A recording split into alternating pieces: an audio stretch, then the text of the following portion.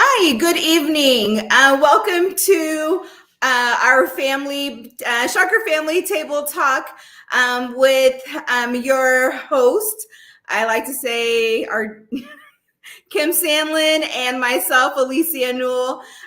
Today's topic is your Shockers wellness and safety at Wichita State. As many of you know, this is an opportunity for us to bring all of our experts to the table to share information and resource specifically with you on things that Wichita State's doing to support your Shocker.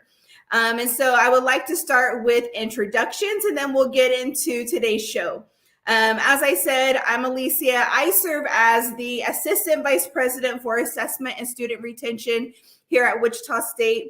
I've been with the university about 17 years, which is amazing. I'm an alum of the university. I'm also first generation. And so my love and passion for not only serving students, but also just being a proud Shocker runs through and through. And I know my colleagues kind of feel the same. And so I'll pass it over to Kim Sandlin and then let Guy Schroeder introduce themselves. Good evening, everyone. I'm Kim Sandlin, and I serve as the Director of Student Success. So hopefully we've got some parents on the line, some guests on the line that maybe we are familiar faces to you from a previous orientation, or maybe last summer, maybe you're joining again. Either way, welcome into the show tonight. If you are new to the Shocker Family Table Talks, and maybe you're coming to orientation a little later, we've got some programs coming up. Got another one tomorrow, so we might see some of you there.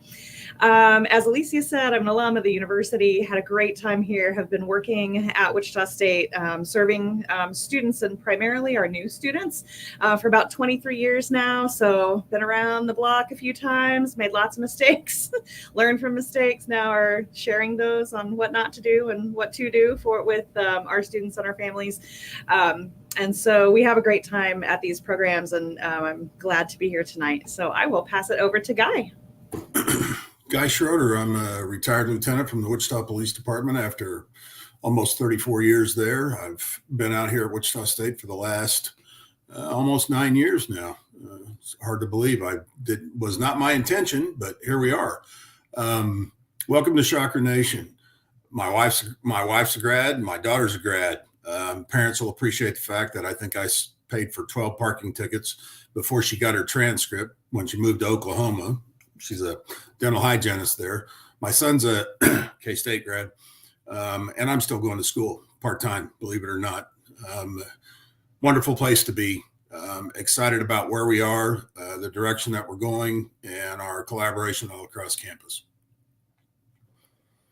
Great, thank you. And so collectively, as you can see, we have individuals who come from a wider range of our campus and university in order to support our students. And so I guess tonight we're going to start with Chief Schroeder and just asking him to talk about Wichita State University Police Department, some of the things that tips really for parents as their students prepare to come to the university. And then as always, if you have any questions, please drop those in the chat box at any time, because this session is really all about you and helping to make sure that you feel comfortable and that you have a connection to the university, and that we're helping you ease that transition for your student to come and join Shocker Nation. So take it away, Chief Schroeder. Just a little bit of background. Our police department is a full-blown police department. We're a state agency, just like the Highway Patrol. We have certifications. We have training all the time. In fact, this last go around in Texas has everybody watching and making sure that we're staying ahead of the active shooter type training on a regular basis. We have 42 blue light cameras across campus, what I call 360 cameras.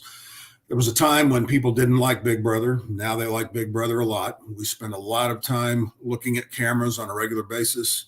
We're attached to the city police department by what's called a flock system, which is something that is cameras that are on poles off the edge of campus that we use on a regular basis as well. We're working with SGA directly for what we call safety concerns. Every fall, we do a safety walk. Just to give you a few examples of some of the kind of things that we're doing. I just bought 12 lithium battery packs because we seem to jumpstart a lot of cars. We do a lot of service and then protect, or rather than protect and serve. We have lots of students who are always dealing with issues of car problems and other things like that. We have a regular. We're in a mile square here. We take in Metro, which is north of us at 29th and Oliver as well. But we spend the bulk of our time right here in a 1 mile square. Our response times are less than a minute on a regular basis. We have blue lights across campus, still under a minute for any kind of a call for service. We have our own dispatch center. We talk to the students, especially at orientation, about making sure that they have our phone number in their cell phones. It's a 978-3450. I'm sorry, 978-3450 is a direct line to our dispatcher. That way we get the call directly and we can make the calls directly if there's any kind of an issue. We are 24/7, 365 agency, meaning we have all 3 shifts covered. We assist students, faculty, and staff on a regular basis on any kind of activity. We talk a lot with the things that go on. I'm sorry, can you all?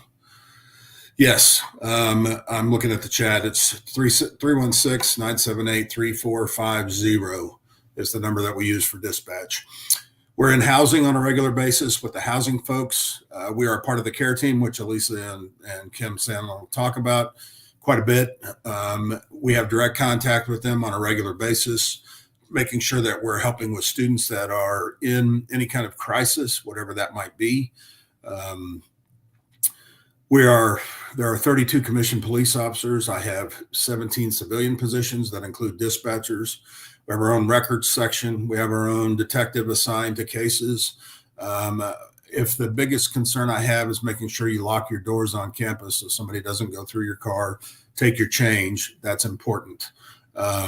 We have, now and again, we'll have a theft across campus, specifically bikes. We do have our own website. I ask you to follow our Facebook and Twitter processes. I'm not the huge techno nut here. I'm a little older for that process, but we would like you to follow that in the process. Also on our website, we have, because we are federally funded as a university, we have to do a report every year, a safety report. That safety report gives you all the information about some of the crimes that we may have had to investigate. We have very little crimes in the way of persons type crimes. Now and again, we'll have a domestic violence between a girlfriend and a boyfriend, but they don't happen a lot on campus. Marijuana seems to be an issue. In Colorado, it's legal. In Kansas, it's not legal yet. So that's kind of a situation that we deal with. Alcohol, because alcohol is allowed in the on campus. A lot of times between 18 and 21, we don't realize that we can't have it. I do have direct contact with the district attorney's office on a regular basis. If there are sanctions on campus, we can keep them out of the criminal justice system for those kind of bad choices, maybe is a good word to use. I am open to any kind of question that you want to throw at me. Been around the block quite a bit. I'm an old SWAT team commander. I was a motorcycle supervisor, got a chance to take Terry Nickel, the Oklahoma City bomber, the mastermind, from here to McConnell, from Wichita Federal Courthouse to McConnell Air Force Base, to send him to Denver for his trial. I spent a lot of time in Colorado. I wave as I go by the Supermax on a regular basis. I'm excited about being here. I still get out of bed in the morning. This is my 43rd year in law enforcement. I'm excited about coming to work. I'm excited about working with the students. I spent 25 years as a volunteer school resource officer at Bishop Carroll Catholic High School here in Wichita. It gave me a chance so that I can tell my friends from Bishop Carroll that I actually grew up and moved on to college. there isn't much of anything that we are not prepared to handle. We make medical calls, we make fire alarms. 98% of the time, we're going to beat everybody to those calls. We are TAC Med trained, which means that we are tactical medical folks that are training us on a regular basis, including the use of AEDs and any kind of tourniquet type issue should there be some sort of a major injury. I'd really prefer to be able to try and answer your questions. I have an email access on the webpage as well. I'm happy to answer your questions that way also, or you can call me in the office at 316-978-5532 is my direct number. So please fire away. Alicia, I think I've pretty well covered it. We do take care of parking as well. I also explain to students on a regular basis, think about the intersection light, red, yellow, and green. If it's green, if the sign's green, you can park there. If the sign is yellow, it's faculty and staff. If the sign's red, it's reserved. Don't park there. Those are expensive tickets. I have had to deal with kids on a fairly regular basis for some of those kind of activities as well, but nothing that's absolutely terrible. Any kind of questions, please? Yeah. So a question, Chief, is there are students planning to take their bicycle with them to campus. Do you have a recommendation of a specific lock that they should use? And as much as I would like to tell you that I don't want you to spend $100, I'm going to ask you to spend $100 on a U-lock. We cannot, chain locks are something that bolt cutters cut fairly easily. And we've even reassessed how our cameras are facing the bike racks, because I would tell you between a half a dozen and a dozen a year, usually because somebody hasn't put a lock on it or they didn't put a very good lock on it. And I say, and I recall vividly, $1,000 bike that some kid brought to campus with no lock on it. We don't want to give criminals an opportunity. We want to take that away from them every chance we get. We have discussed locks ourselves on campus, but unfortunately they're expensive. And if you've got an expensive bike, please take the time to buy the kind of lock that's going to protect it. All right, Chief. So we have a question from Amy who wants to know, is there adequate parking on campus to accommodate all vehicles? Favorite question. Yes, that is a favorite question. Yes, there is. There is parking just off of campus on 17th Street to the south. Lots 24 and 25 are two lots that hardly ever get used. There is parking to the south. I will tell you that there's an e-permit process, which means that you have to go in online. You have to be able to put your tag in for your vehicle. Every student's only allowed one vehicle per session. And I say that because sometimes when your car breaks down, you borrow mom and dad's, you have to put mom and dad's car in there to replace it while you're on campus using that particular car. But if you're asking as far as housing goes, there's plenty of parking. I will tell you that I'm not oftentimes what is said is we have a walking problem and not a parking problem. I love walking the campus. So I think we are on a mile square, and that seems huge, but truthfully, only half of it is the old part of campus. The other half is innovation campus. A lot of that's businesses, and you don't spend as much time on that side of the campus. So yes, I would tell you that there is. A lot of it depends on how you decide you want to either pay for it or not pay for it.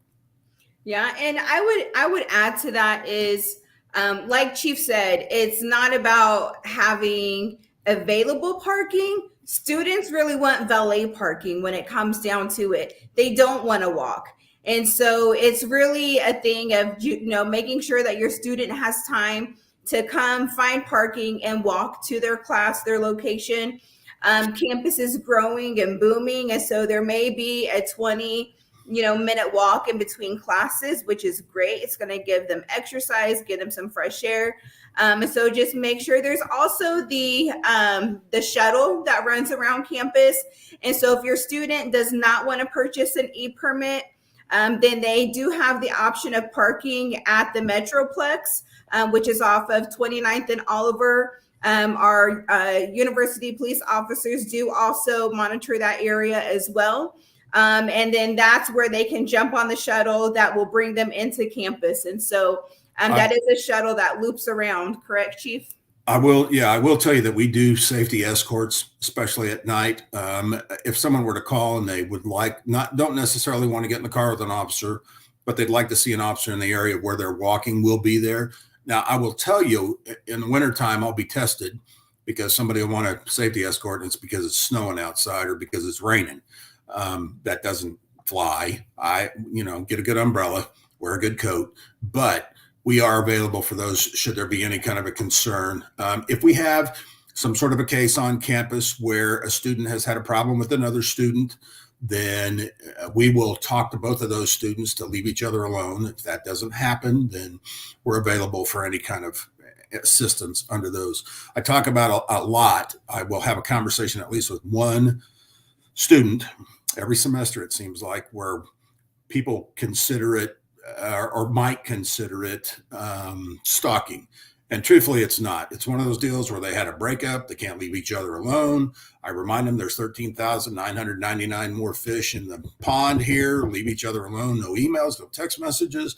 Don't go by their class. Don't go by where you know they're going to be on a regular basis. So to keep them out of the system. I don't want somebody getting in trouble. I don't want to put them in a criminal justice system if we don't have to. If we're at that point, then we need to, we will. I'll also talk just about traffic for just a second. We do have citations on campus, both affiliated, meaning you're affiliated to the university. There's an appeals process there. We also have district court tickets because when I got here, there were none. And we have stop signs. We have crosswalks. We want to keep people safe. We want to keep our students safe, especially in the crosswalk areas. So e-permits for the fall semester, any idea of when they should begin purchasing those? Usually, I want to tell you the 2 weeks before class starts, they should be available. If they're not, Laura Ryman is our contact for parking. She's our parking supervisor. Her number is 316-978-5527. You can talk to her directly, or we have students that actually man the counter so that if you have a question, and they can answer the same questions about the parking status as well. That system usually doesn't start until about 2 weeks before because summer has its own time frame. The fall semester and spring semesters have their own time frames for parking. Great. One thing that I will share also with parking services is if your student is expecting a paper ticket on their car, that's not going to happen. And so parking services, if you want to talk a little bit about what that kind of looks like with the new updated technology you guys have and how students can expect to receive tickets if they receive one. Well, and the reason that we've gone to the e-permits is because we have vehicles that have license plate readers on them, and they read the license plates as we go through the lot. There are visitor hours. There are visitors have a certain amount of time. They can come by the station if it's going to be longer than they anticipated. But we are reading the license tags. And I will tell you that there are some states where you have front tags and rear tags. We ask that you drive into the parking stalls instead of driving through the parking stalls so that they don't have to get out of the vehicles. All they're doing is driving the parking lots to not only to keep everybody safe and to keep people thinking about the cars with the lights on them on a regular basis. We went to a bigger vehicle, an Explorer, because it's taller also, so we can see across the parking lots. But the vehicles are checking the license plates as we go through the parking lots. That's the system that was put in place by the university. And our job, obviously, is the enforcement part of that. And so if your student receives a ticket, essentially the patrol cars will scan the parking lot, and that system takes a picture of the vehicle and it emails it to the student. And so where they may be used to receiving that paper ticket on their car and they all of a sudden have a hold on their account because they have parking tickets, it's because that was sent to their email. which we learned students don't check their email. So this is why it's even more critical for them to check the email to make sure that there's nothing waiting for them, like a parking ticket. So another question that came in, Chief, was, is there designated parking for students living on campus versus the general commuter population? There is, and the only issue that you're going to run into for student parking is those are green, what we call green lots, and the signs in the parking lots as you go into those parking lots will have a green sign that will tell you that. The only issue you're going to run into is during basketball season, those particular parking lots are used, and people pay for expensive parking stalls to park closer to Coke Arena, as an example. You'll get a notice by email. You'll get a notice by text if you decide to be a part of the alert process on the university campus, and they'll let you know that there's a particular time frame that you can't be in those particular parking lots. That's the only exception to those green lots, is when they have some sort of an event going on campus that would have those parking lots they want available to the people that are coming to whatever the events might be. Another question, do parents need a parking pass in order to visit while they're there to maybe check in on their kid? I will tell you that those are 2-hour visitors are allowed 2 hours. After the 2-hour mark, then they're liable to get a citation. Now, should you be there for a reason, let's say you have to take the student to a medical, whatever, something comes up. All you have to do is come by the station. And give a reasonable explanation for what's going on, and parking's going to take care of those. They're not going to hold that over you unless it becomes a regular occurrence. We have contractors on campus all the time because of all the new buildings and the restructuring or infrastructure stuff that's getting done on campus. So we deal with them pretty much the same way. If you're only going to be there for 2 hours, it's not an issue. If it's past the 2-hour mark, then come by the station, explain what's going on, where you're going to be, and there's not an issue with it. The 15-minute loading zones seem to be where we have the biggest issues, and not only parents but students as well. When we have move in on campus or move out on campus, we're a lot more lenient about those particular situations, so people can get their stuff moved in and moved out. And we'll have processes that they'll explain to you as you get closer to the time for your student to come to campus as well. Perfect. The one thing that I just will share before we switch topics is we have a phenomenal police department on campus, one that I would put up against anyone really in the nation. Our response time to students in need, just the amount of partnership that they have, not only with the faculty and staff, but really creating a community of care with our students. I will randomly see our officers out handing popsicles out to students, handing water out, walking around, giving maps, helping them find where their classes are at. And really, they just take an extra level of care to make sure that our students are seen, that they feel safe, and that they most importantly feel heard. And so I can't thank you enough, Chief, for all that you and your team does, because it truly makes a huge difference when students feel like they have that support from our officers on campus. And that's 24 hours a day. You call that number 3450. They're responding morning, noon, or night. And so that's just a comfort that I hope our parents will have, and knowing that we really do have the best of the best responding when that's a need. I would thank you. I take that as a compliment. We believe in community policing. We believe in being a part of the campus and not the security on campus. We're going to be there at events. The only thing I tell students on a regular basis is don't call your friend. If something happens, don't call your friend. Don't call your mom. Call me so we can get there on time. Oftentimes we're like the third or the fourth call before somebody calls. If something's suspicious, then call. We're going to make those calls.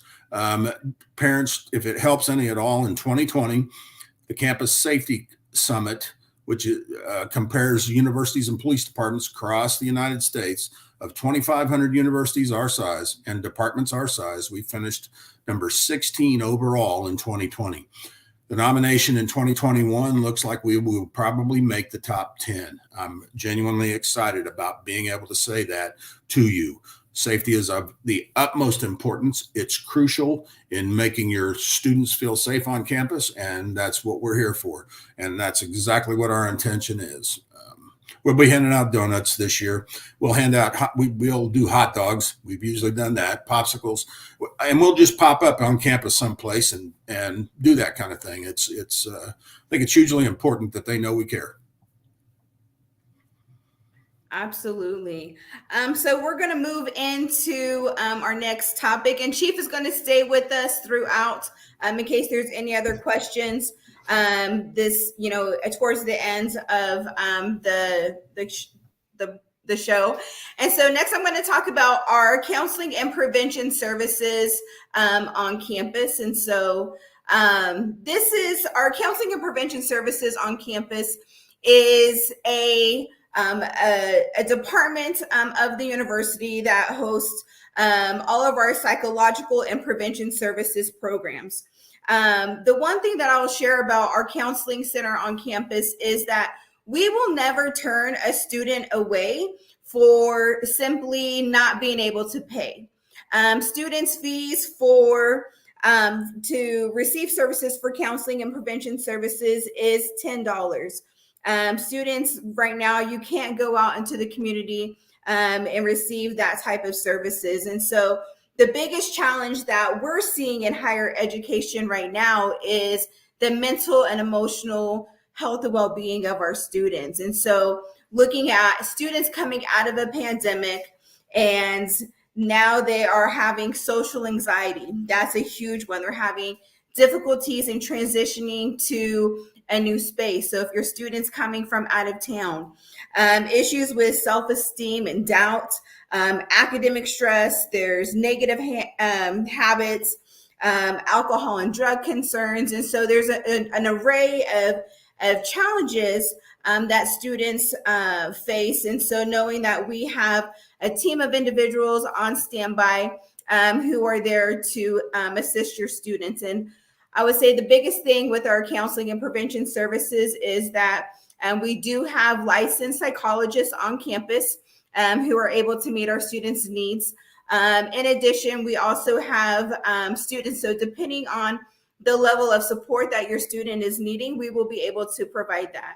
We also do med management, where if your student is currently receiving services in the community and they're transferring to Wichita and they're coming to Wichita State in the fall, I would say, consider transferring those services to the university because it's really important to make sure that we're consistent with whether it's therapy, whether it's medication, medication adjustments. We do work hand in hand with our students' health department on campus and making sure that we're able to meet those needs. And so there was a question that was submitted about a student who may be on a specific prescription that I know at one point in time, I'm trying to find the question, an ADHD medication that is only prescribed once a month. Because that is a controlled substance, that is something that would have to be issued through our student health. And so working directly and having either that prescription transferred to a pharmacy here in Wichita, where your student could go and pick it up, or transferring that service to our student health department so that they can help monitor that as well. In addition to our one-on-one services, therapy sessions, we also have group sessions for students. One of the things that we saw an increase in was need for students to have grief counseling. And so grief counseling is where we're able to get together as a group and just talk about things that they're grieving. The past 2 years, there's been a lot of grief. And when we think about grief, it's not just the loss of a loved one.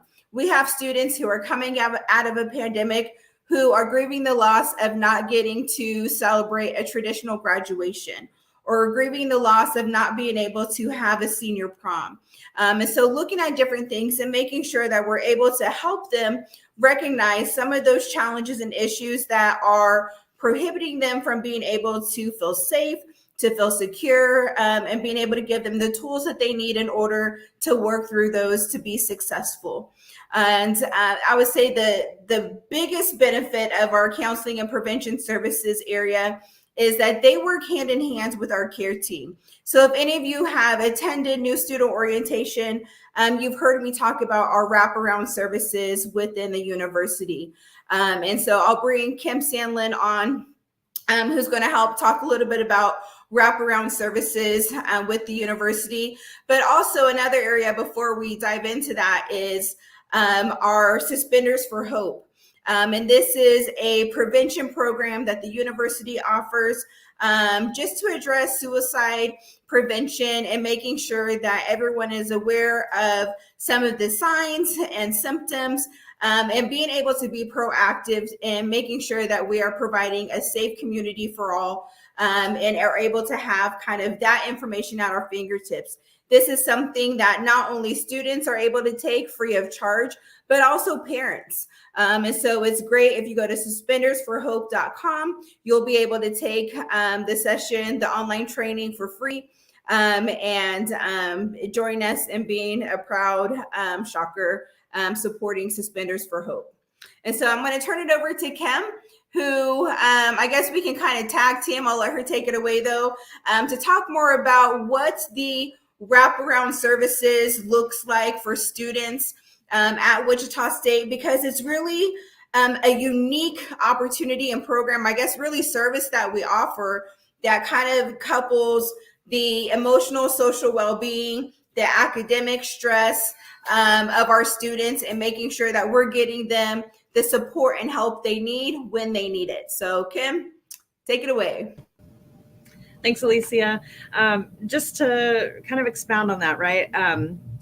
We have what we call a coordinated care system on campus, and that consists of a success coach, a care team member, representatives from, say, the Shocker Career Accelerator, Disability Services, any of the CAPS folks that we need to bring in when we need to bring them into that system, who all are dedicated. Most of these areas in particular, our success coaches through the Office of Student Success, our care team members, and our Shocker Career Accelerator folks are all assigned to work with students in a specific academic college. Some work with 2 colleges. So we put these folks in place to really create a success team around your student. So as Alicia, mentioned, not only do we have the social and emotional support, but we work very closely. As a matter of fact, Alicia's team and my team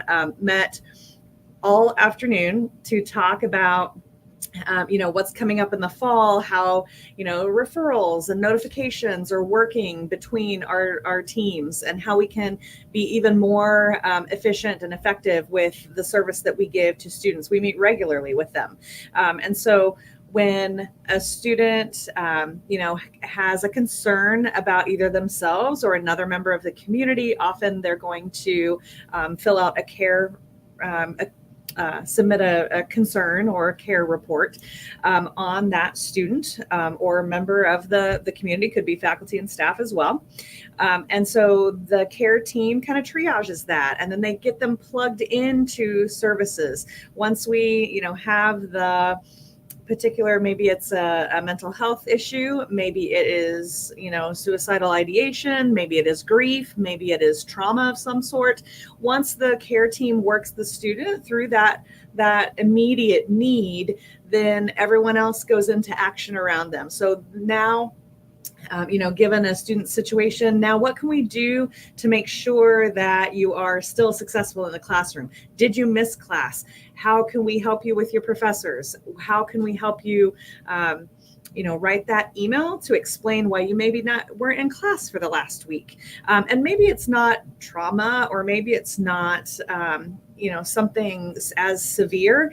Maybe it's just, hey, I got sick and I've been out and have not felt well, and now I'm not sure how to get back in, and I'm worried that I'm behind. Great, then let's talk about that, and let's get the folks around and activated around campus to really rally around you as a student to make sure that you're successful in kind of re-entering the class or classes. So we really work hard to try to know the other folks on campus. So I'm not going to tell a student, just call, the care team at the care number, or go to wichita.edu/care. I'm going to say, your person that you're going to work with, her name is Vaughn, and I'm going to call her right now, and we're going to have a conversation on the phone so that you're comfortable, and really kind of help students make that transition to a new service or a new person who can then, support them in whatever that looks like, and whatever way that looks like. So I think it is a little bit unique because a lot of campuses will have what used to be called BIT teams, or behavioral intervention teams. But we like to try to include more people surrounding that student to have that network of support. And not to say other campuses don't do it. I think we just do it in a unique way that blends that academic support with the out of class support, because your students aren't making the separation. What's happening outside of the classroom is directly affecting what's going on inside the classroom, and vice versa, right? So a lot of your students are going to have jobs. A lot of your students will be involved in activities or in the community of some sort. So those kinds of things, whatever might be taking their time, perhaps they are contributors at home in care of other, younger siblings, or maybe they are contributing to the bills and things like that. They have multiple roles. And for them, it's all this is just their life. This is what I do. This is who I am. But it all affects one another, right? And again, it's these teams that really work together to try to help a student, succeed in all of those areas and be as successful and as healthy as possible. Yeah, I would say, the biggest thing that I think we do well is really we're accountability partners with your students. And sometimes, being away from home for the first time, it's, I don't need to, I can miss a class here and there. And then it's pretty much, you miss one class and that's equivalent to an entire week. And so it's really hard to play catch up once they've missed a class. And so it's having, a success coach talk to you about, proper, time management, organization, being able to maintain a schedule. Is this the best schedule for you? Do we need to, talk with an academic advisor to change your schedule? And looking at the entire student. And so often what we see is that when a student is having academic difficulties, it's not that they cannot complete the academic course load. It's that there's other things that are impeding their from being successful. And so it could be anything like, Kim said, from, just relationship issues, roommate issues, really. We'll have food and housing insecurity, financial concerns, parents, and any number of things that could potentially be a roadblock. And how do we help make sure that we are partnering with all of the agencies on campus or the community to make sure that we're meeting those needs? If, a student has food insecurity and they're sitting in the class and they're hungry, they're not going to retain the information and learn. If they're not sleeping because they're off of their meds and they're up all night and sleeping all day and they're missing class, then, how do we work with a provider and their success coach to help get them back on track?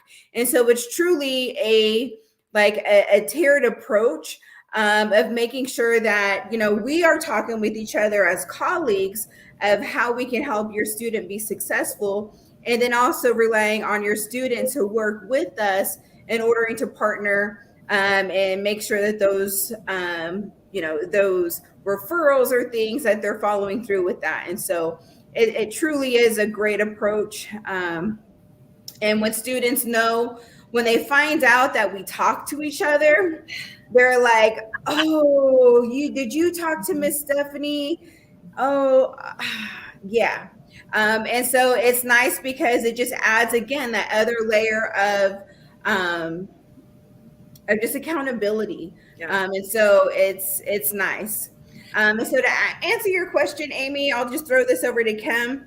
Is everyone assigned a success coach, or is something they need to sign up for, or is this more of a crisis management? So it's kind of the two-pronged question. So Kim, you want to answer that? Yeah, you bet. So success coaches are relatively new in higher education. And so at Wichita State, those success coaches serve each academic college. So your student, whatever their major is, they are a part of an academic college within the university. And they already have a coach that will serve them. So when if your student is brand new to the university and is coming in as a freshman, they're most likely going to hear from their success coach at some point during the summer, typically after they attend orientation. There's a session that the coaches have with their students during orientation. It's actually the last session of the day. It's on day 2. We talk about utilizing strengths in when challenges come up. So a lot, I'm a Gen Xer, right? So, we were like, oh, you work on your weaknesses, you have your strengths and your weaknesses, and you work on your weaknesses. But then the strengths is through the Gallup organization. And so we're a strengths campus. And what that means is we kind of flip that. What we were kind of told, you try to, build up your weaknesses so they're not so weak. But this is really thinking about it in, you're always going to have weaknesses. Great. So let's talk about what you're really great at, and let's name that, and let's figure out, how you what has gotten you through difficult situations in the past, and how can you apply that to what you're looking at right now, right? So they have a whole session about what that means and how they can use those skills when challenges arise. Now, the coaches they're not helping students in crisis. The coaches are typically working with students who might have trouble navigating the classroom. So if students have concerns about a professor, or they've missed some class and they're not sure, how to go about making up work, or, a lot of the work that they do, honestly, is time and priority management with students and organization. We also have coaches that meet with students weekly, just on kind of that, like Alicia said, that accountability piece of it. So they just need someone, on campus that they can go to that will check in with them and know when they don't show up to their appointment. They're texting them, why are you late? Did you forget our appointment today? Want to make sure everything's okay. Are you okay? And so there's someone kind of checking in with those students. Now, they will reach out to all of our new incoming freshmen.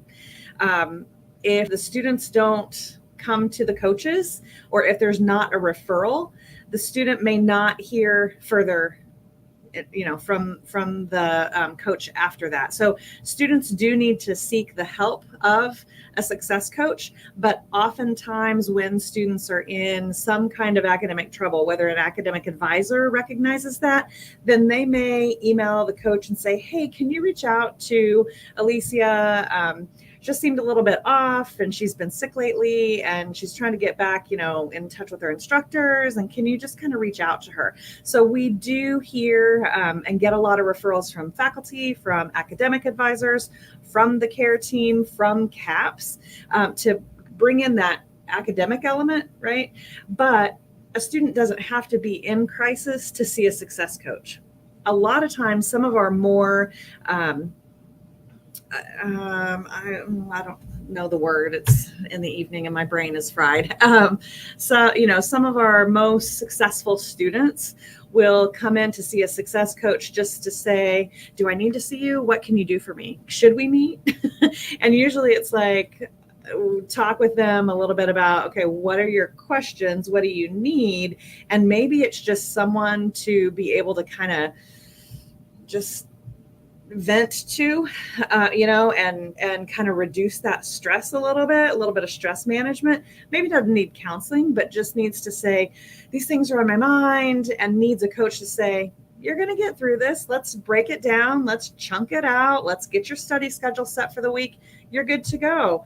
Text me next time you need me, or email me next time you need me. And so coaches can work with students one time and be done, or they can work weekly with students. And every single coach in every single academic college sees all types of those students. So I'm not sure if that really answered the question, but those are the types of things that our coaches are working with students on. Yeah. And, the other part is that a student doesn't have to be in crisis to come to care team either. It could just be, I'm homesick. I'm having relationship issues. I'm kind of in a rut. I feel like I am, seasonal depression is real. Having, transition issues are real. If your student is going home every weekend, that means they haven't found probably their tribe here on campus. That's a problem, because if this does not feel like home for the next 4 to 5 years, there's no way that we'll be able to graduate them. And so help us help your students by submitting a report at wichita.edu/care. And sometimes they just need a nudge. They just need to know that, hey, when something happens, my person is here to support me, whether that's their care coordinator, whether that's their success coach. I have tons of what I call high five buddies on campus. And that's just students who are like, they want someone to celebrate with them. Miss Licia, I just got a B+ on my linear algebra test. And I'm like, yes, high five, because I know how hard they worked for that grade. And so it's not just, the accountability, but it's also the other part of making sure that we're able to celebrate with them and support them, encourage them. And when they're not performing at the level that they should be, then we're saying, hey, come on, we need to get back on track. And so many parents will hear me say at orientation, tough love. Love is always underlined. That is something that they can definitely guarantee that they will get from both Kim's team and mine.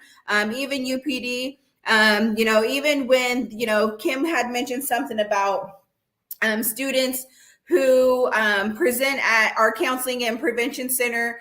And maybe it's a student who has, really high suicidal ideation, and a report came into care team saying that, there were recent conversations where they overheard some remarks about self-harm. And so this is where, they could have overheard that from a success coach, and they reported that to care team. We are in return, we're contacting university police if we're not able to get a hold of that student, and we're doing a welfare check because I would rather be safe than sorry, and making sure that our students are safe and everything's okay. But if there is a concern or an issue, that we're able to address it immediately.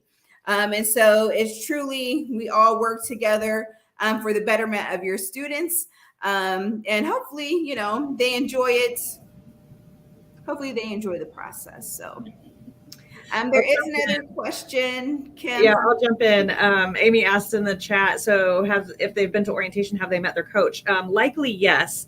If you go to wichita.edu/success coach, you'll see the list of our coaches. We've got 3 that we have yet to get their pictures, on the web. So we're working on some web updates, getting ready for fall. But those coaches, yes, have been around for the summer. Actually, we just hired a couple new ones. So they have been around for the summer, but one just started. So it depends on the college that your student is a part of. We also have one college that serves students in both College of Applied Studies and the College of Fine Arts, and she can only do one presentation at a time. So they all have met a member of the student success staff, maybe not their coach, but in a majority of cases, yes. So that's a long answer. But if you go to that website, you'll be able to see the contact information and the name of the coach that will serve the students in each of those colleges. So they will begin, like I said, typically probably sometime in July, they're going to start doing a little bit of outreach to the students, getting them ready and getting them in the mind frame, because a lot of the work that we're doing now with students is getting them in the right frame of mind that this is not high school anymore, and it's not hybrid learning anymore in the way that they have experienced it, I guess, right? So things like, if I'm coming in with a lot of credits, am I really ready for 300 level research? Do I write on at the college level, meaning, 5-paragraph paper? This is an example that I give at orientation, right? So 5-paragraph papers don't typically cut it anymore.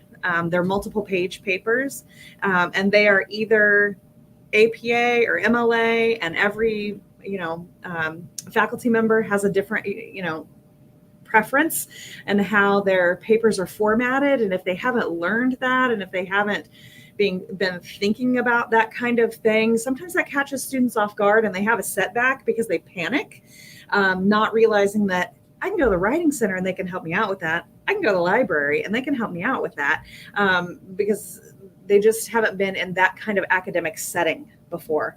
And this is both online and in person, right? So we are really trying to get them in the frame of mind of thinking, if you're not used to not A plus, but plus minus grading, if you're not used to having homework, which a lot of our students don't have homework. My kids don't have homework because they do it at school.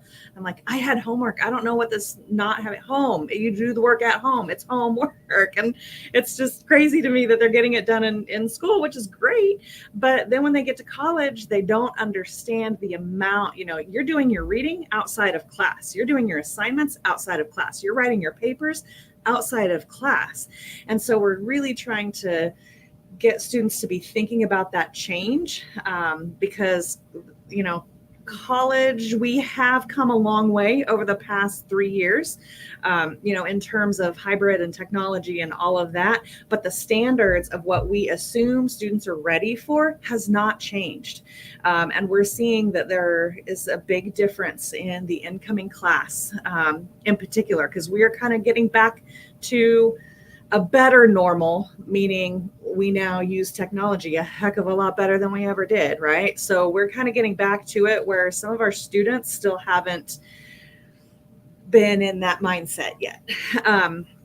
So in July, those success coaches will start that outreach to our freshman students. We also, if you think that your student could benefit from a Success Academy, it's a 1-day program. It's from 9 to 3. It's the Monday before, I have to check my calendar. It's the Monday before the semester. I think that is the 15th of, sorry, I'm checking my calendar real fast so that I don't give you the wrong date. It is, in fact, the 15th, yes, of August. So Monday, August 15th from 9 to 3. Our coaches are putting together what we call a Success Academy. And that is a program that's going to be talking them through some of these processes. So let's get a study schedule together.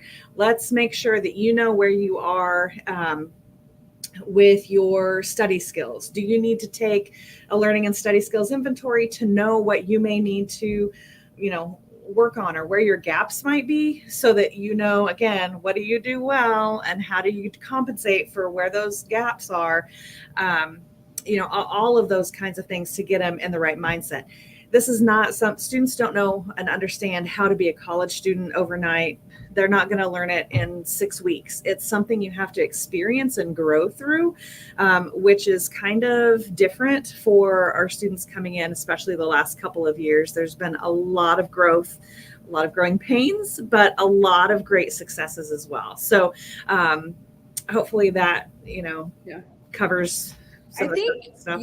I think one of the things that I really, encourage our families to talk with their students about is the difference between doing homework and studying and how different that is. Because a lot of times when I ask our students this question, they're like, well, I did my homework. That is studying. And if that's the mentality coming in, that's not going to be enough to really kind of to be where they probably want to be. And so it takes just a little bit more effort in making sure that they stay ahead of the game. And like Kim said, they have their program, Success Academy. There's a lot of different types of pre-camps, I would say. And so we have Success Academy. There is Passage to Success. There is First Steps. There's another one, Kim. Launch Week. Launch Week, yes. And so these are specific programs that your students may have already signed up for. A lot of this similar information will be given during those sessions as well. And so it's our way of really just targeting specific populations and getting them the information that they need when they need it, and just making sure that they're ready when classes starts. And so, Team Woodard, I hope that answered your question. Passage to Success will cover some of that information as well. And when in doubt, just make sure that your students are connected. And if they have questions at any time, if they are lost, or even you yourself as families, if you have questions, we will connect with you throughout the academic year through our One Shocker Family newsletter. So if you see the scroll at the bottom of your screen, you can go and sign up online for the newsletter. And this is where we will feed you information of what's going on, when it's happening, what you should and your students should be doing, and just really just simple, quick tips and reminders how together we can better support your students in their journey. All of our contact information is there. So at any time, I tell our families at orientation, I truly work for you. Kim and I, we have very high standards when it comes to how our staff engages with students. We are both proud alumni of the university, and we both had phenomenal experiences. And our expectation is we want our students to have a better experience than what we did. And so that's really setting the bar high for what those interactions look like. And so if at any time there's questions, comments, concerns, if you send them to myself, Kim, Chief Schroeder, submitting a report to the care team at wichita.edu/care, we'll be able to address those concerns as they come in. Another question before we wrap up just came in. Where can they go to sign up for Success Academy, Miss Sandlin? Yep. You can email student.success at this time. We will have our RSVP up by July 1st, if not before. But we do see if a new one comes in on the spring RSVP that we still have up, we'll catch that. So if you can, let's look here. Yep. In the middle of that Success Academy page, if you go to wichita.edu/Success Academy, you will see the fall 2022 programs, and in the middle is that link to student.success@wichita.edu, or you can email me directly, kim.sandlin@wichita.edu, and we can get you on the list. So you're welcome to do that. So I share a lot of times it's hurry up and wait this summer. It feels like a hurry up and wait. We tell you about all these things and it's like, wait, but you can't sign up yet, or we don't have that updated yet, or whatnot. There's still a lot of planning that is happening across campus to prepare for the incoming class. And so, so sometimes it's going to take a little while, but in July is usually when things start jumping into action. Certainly when you begin to see tuition and fees start posting and classes start, getting renewed and everything for the fall. So we're still a little bit early in the summer, but have a long way to go. But in some days it seems like it's going to be here tomorrow. So but we'll have that up after July 1st. It's okay. It's been a very long day. We've been in a retreat. Kim and I have been in a retreat, trying to make sure that we are prepared and ready for your students. So thank you for bearing with us this evening. With that being said, I do want to announce Miss Amy Crumpacker. Is there an Amy Crumpacker in the show today? You are the winner of today's Parent Family giveaway. And so that is a phenomenal shocker bag and a scarf. And so we will be sending that to you in the mail. So check your mailbox soon for your gift. Thank you for signing up and joining us. Again, if there's any questions at all moving forward regarding your student safety, their wellness, or even just their overall academic success, this is your team right here who is on standby, ready to help you and your students any way that we can. And so thank you all for joining us this evening, and have a great summer. We look forward to seeing you on campus this fall. Bye-bye. Bye, everyone.